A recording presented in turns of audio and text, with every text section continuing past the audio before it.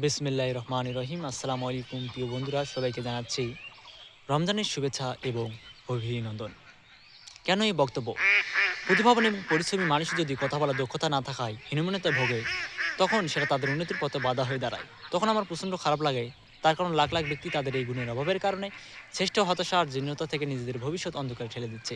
আপনি যদি মনে করেন কখনো মানুষের সামনে কোনো সেমিনারে, স্কুল, কলেজ, ভার্সিটি, মাদ্রাসা প্রাঙ্গণে আপনাকে বক্তব্য দিতে হবে না, তাহলে আপনি ভীষণভাবে ভুল করতেছেন।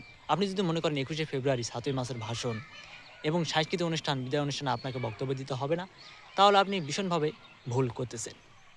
এটা প্রমাণিত, যে কেউ ইচ্ছে করলে, চেষ্টা করলে জোরালো ভাষা শিখতে পারে এবং নিজেকে সফলতার সঙ্গে স্মার্টভাবে, ডিজিটালভাবে গড়ে তুলতে সক্ষম হবেন এবং নিজেকে সম্পূর্ণ পরিপূর্ণভাবে আত্মবিশ্বাসের সঙ্গে সফল বক্তা হিসেবে গড়ে তুলতে পারেন।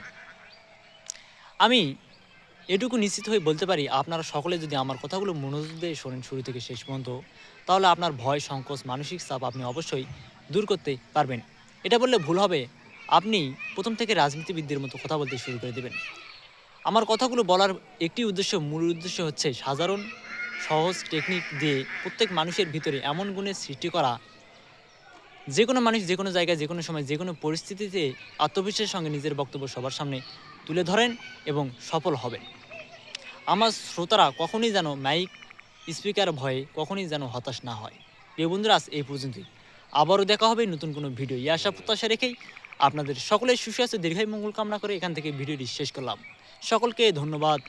আল্লাহ হাফেজ।